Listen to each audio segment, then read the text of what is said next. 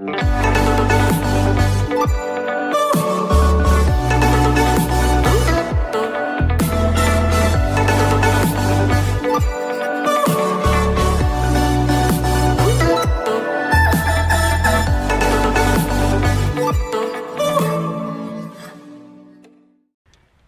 again, my name's Daryl Jeffries, teaching professional at Brownie's Golf Shop here on the Gold Coast at Burleigh Golf Club.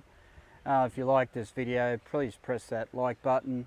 And today we're going to start talking about wedges, and do we really need all the wedges in our bag? So what we're talking about in this set here, we've got 4 wedges really. We've got our pitching wedge, the A wedge, I've got a 54 and a 58 degree wedge in the bag.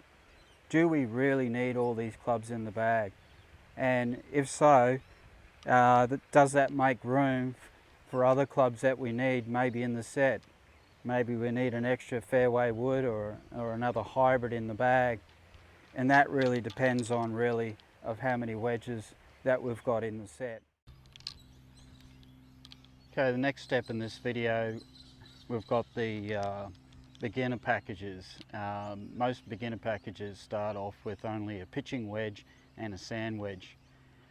As the beginner gets better, they start hitting the ball a little bit better. They'll start finding out that there's quite a big gap there between the pitching wedge and the sand wedge. So when we go from there, we move into the intermediate. The intermediate, the next club that they should start looking into is more the gap wedge, more so than you would go for a lob wedge. The gap wedge there would fill in that, obviously called the gap wedge or the U wedge or the target wedge. It's sometimes called. It's a club that's got a loft between 48 degrees to 54 degrees. And that club there is good for filling in that gap between the pitching wedge and the sand wedge. Between the pitching wedge and the sand iron there is about 11 degrees, so there's quite a huge gap there. The next step for a player, once you get a little bit better and you start hitting the ball better, then the next step would be going into 4 clubs in the bag possibly. So we're looking at maybe going a pitching wedge, gap wedge, sand wedge, and then a lob wedge. That sand wedge could be anything from 54 degrees to 56 degrees, and the lob wedge could be anything from 58 degrees to 64 degrees. So depending on what you prefer and how well do you hit that club.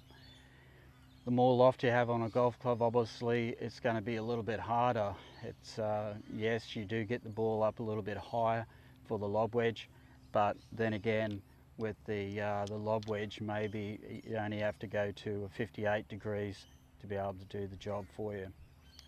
So if you like this video, thanks for watching, and see you in the next one.